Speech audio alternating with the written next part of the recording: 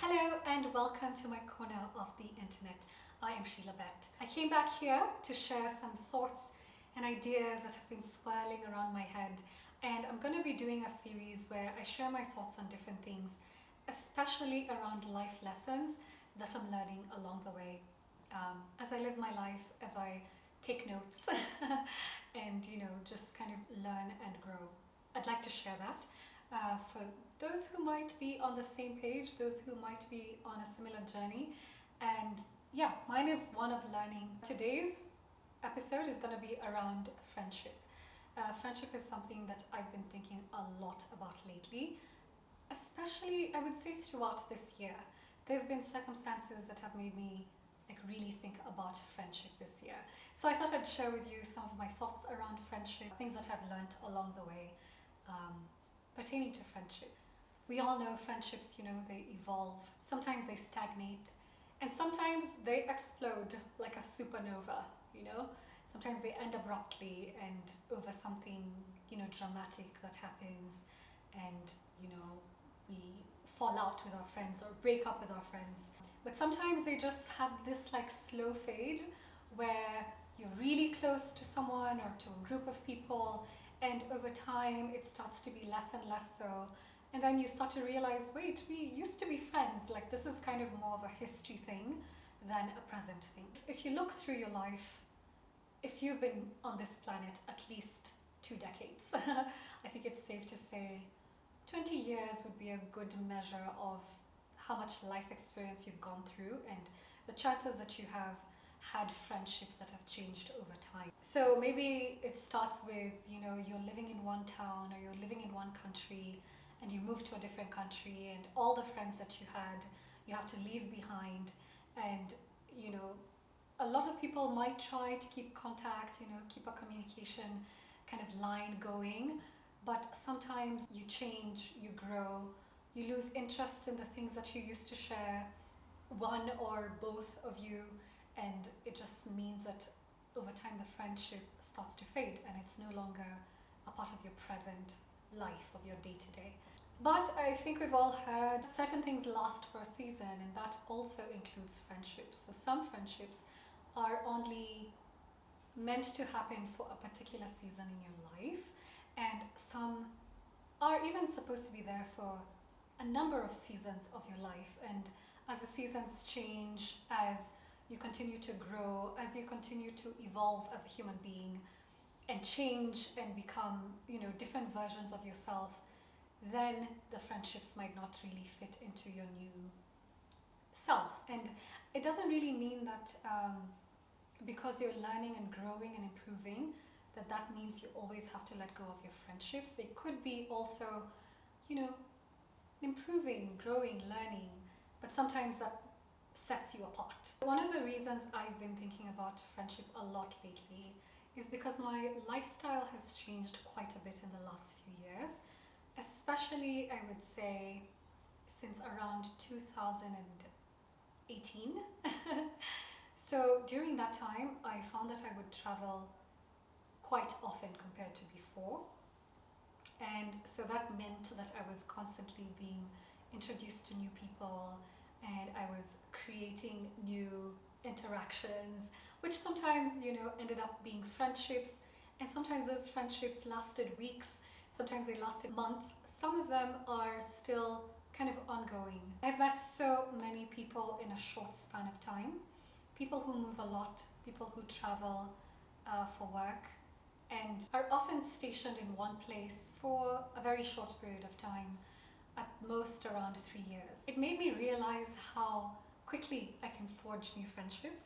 I used to be more of a slow burn, I'd take my time to study people and kind of get to know them slowly. There was never really much rush, when you're making friends in contexts like school, primary school for example, that's 8 years usually that you have to get to know someone, and so you feel like there's a lot of time and you take your time to make new friends. I took time to kind of study people and see if they fit in my life, and then once that stamp was on, it was almost like okay, now we're friends forever.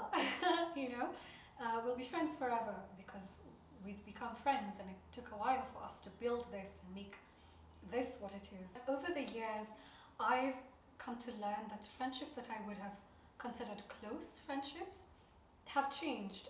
We've become more of not really acquaintances, but people with a history. So you used to be my friend, you know, we used to be close friends, but now maybe we hardly ever talk just because life happens, you know, people go in different directions, and that also influences the friends that they keep. And I'll admit that some of that did bother me, you know, over time it did bother me when sometimes a really, really close friendship would evolve into more of an acquaintance or more of a shared history type.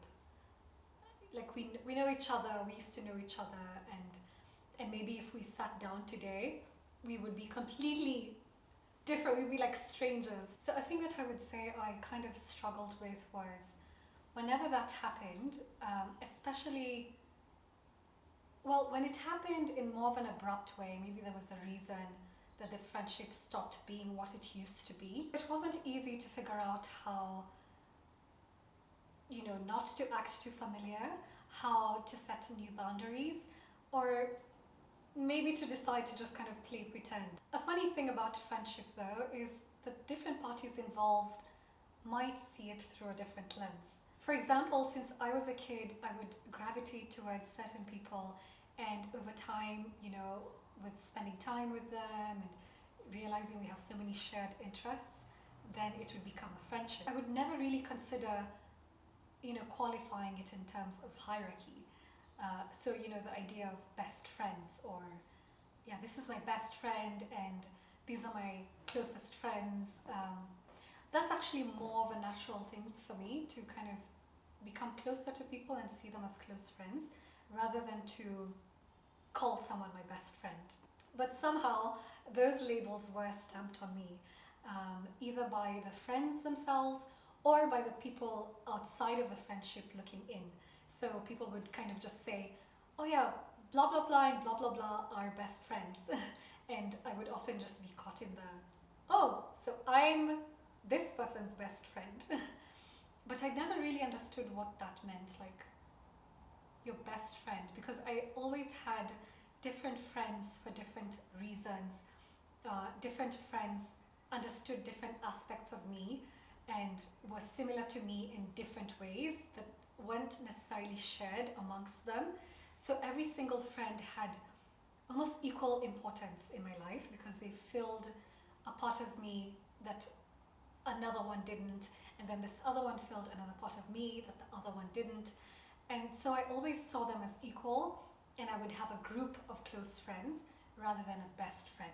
Maybe this thing, or this idea of being a best friend, maybe it's just an old, you know, an old habit that we have from our ancestors, where as human beings we would like to group each other, we would like to kind of form cliques or form communities, tight-knit ones, and then there's the inner circle and the outer circle and so on. When it happened, you know, when I was now called a best friend, I would go along with it, but I never really understood why people had a need to classify friendships in that format. Another thing that friendships did is that it informed my experience of places. I think a large part of why I really liked school when I was younger was because of my friends. Most of my friends were my friends from school, so I knew them from that context of us sharing, you know, a space for hours and hours on end. I mean, we'd arrive in school around 6 o'clock because we used to be dropped off by a school bus, and we would be leaving around 5. So majority of my day would have been spent in this space with these people, and so they really influenced how I saw the world and how much I enjoyed being in certain places. I didn't socialize much in my neighborhood, and in fact it kind of gave me a little bit of a reputation amongst some people, where one time I found out that, you know, certain people thought I was a snob just because I didn't really talk to anyone, I kept it to myself. But I felt like my friendships from school just satisfied that social part of me. So by the time I went home, I just wanted to be on my own. So a few years ago, an opportunity to move countries presented itself. My husband and I were going to move to a country that, not just the country, but a continent that I'd never been to before. And I remember at that point, suddenly this idea of friendships popping in my head. So I was thinking, oh wow, for the first time in my life, I'm going to be outside of my comfort zone. And my comfort zone, not just in the sense that it's a physically new place, but that I do not have a community there. I don't have friends there, and I have to make new friendships. And that my only contact, the only person I would know would be my partner. That move, it brought about feelings of excitement and novelty, especially because this city that we would be moving to is it's like one of the top on my bucket list of cities to visit. So there's so many parts of this city that I would love to see, I would have loved to see, and I thought, wow, isn't it going to be really nice to have the time to slowly, explore this place, not as a tourist, but as a resident. So that was like a really strong sense of adventure and novelty and excitement. But it was also laced with this feeling of uncertainty, of not being sure if I would like it there, if I would make new friends, if I would meet interesting people that I liked, what would happen to my friendships back home, how could I maintain those, especially being someone who isn't very, I'm not like a big phone, text messages, calling, I'm not so big on that. I'm more of a physical presence kind of person. So the way that I connect with my friends is to physically go for lunch, go for a walk, have a meal together, have a drink together.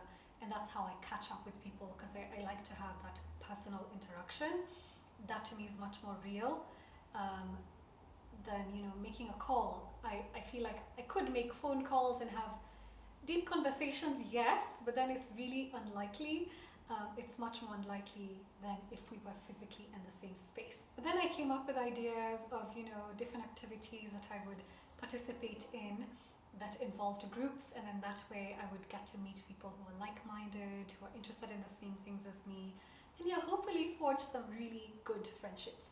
So I started to get excited about that concept by saying, you know what, I'm gonna enroll for blah blah blah classes, I'm gonna go and go for dance classes, go for painting classes, just things that I really enjoy doing. And then hopefully along the way I'll meet really cool people who are similar to me so that we share something, and that's a really big prerequisite for friendship. However, this was around 2020, early 2020. So when 2020, as you know, happened, I remember being much more relieved than disappointed that the plan to move had changed. I was like, whew, at least I get to stay home a little bit longer. At least I get to see my friends, and kind of, if we still have to move later, I can take my time to say goodbye and to kind of tie loose ends and so on.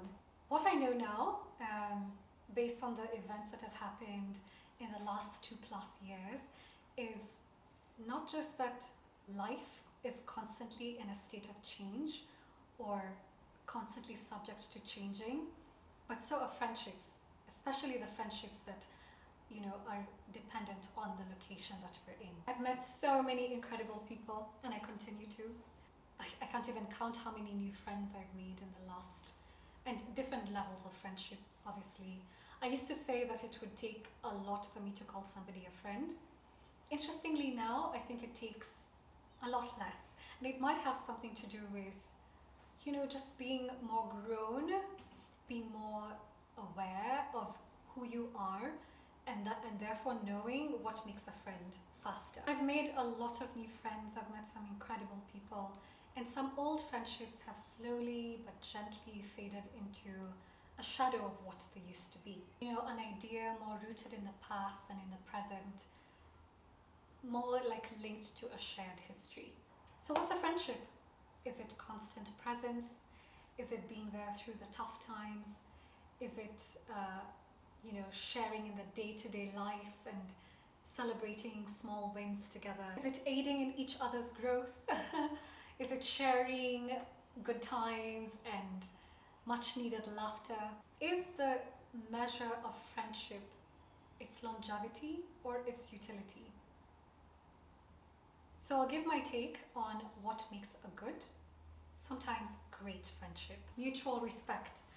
So I've learned that friends who are genuinely curious about who I am and, in understanding my perspective, regardless of how different our perspectives might be or how different we might be, those kind of friends are a gem in my book. We can have debates centered on asserting our views, but still put ourselves in the other person's shoes. Heck, sometimes we might even be convinced because they put forth a really strong argument, and then you realize, yeah, maybe their perspective is better than yours. Maybe their take is much more logical or much more sound than yours. In a mutually respectful friendship, no one considers themselves superior or inferior to the other. We are equal. Another measure of friendship or good friendship to me is presence. So physical presence or just being present as in being constantly or consistently involved or interested in my life.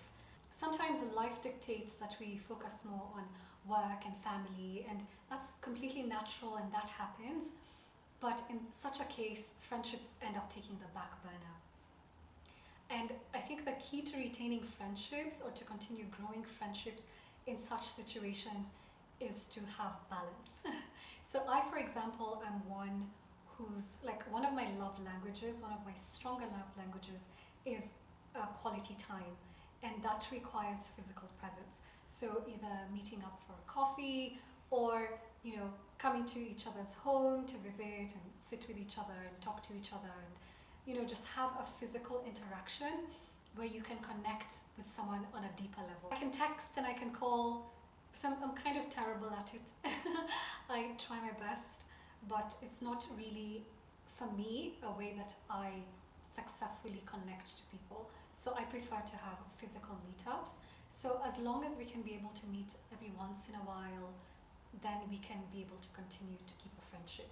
So for me, presence is a really big part of a good friendship. And one of the reasons that I think presence is so important as a presence in friendship is that it kind of makes you involved in each other's day-to-day life, and you're able to kind of notice and celebrate the small wins outside of the big wins in life, because the big wins are much more celebrated and are much more eventful.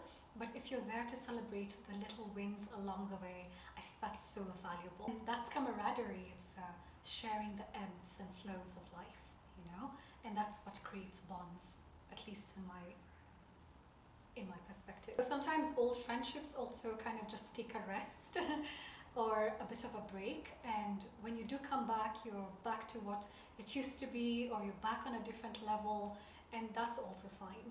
Another really important aspect of a good friendship to me is with people who have a growth mindset.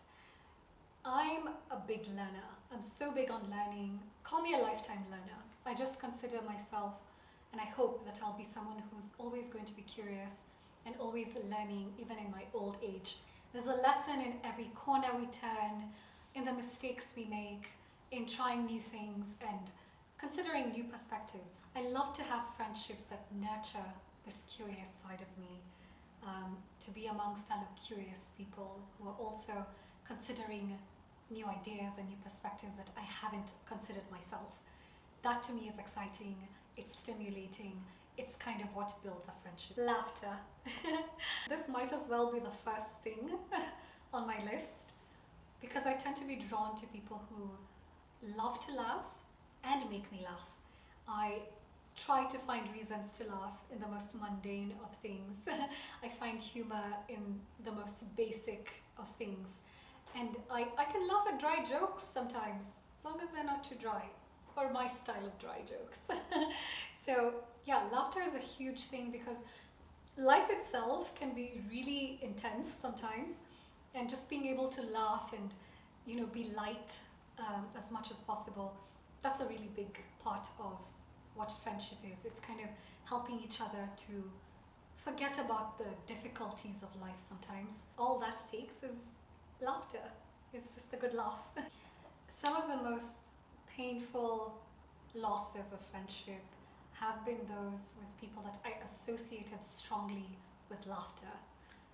Yeah, those were some of the hardest to let go of, because laughter to me, it's such a big part of friendship. A good listener. I can talk your ears off. I can talk a lot of people's ears off. So if you're averse to constant chatter, I'd suggest staying away from me. But yeah, we all love a good listener.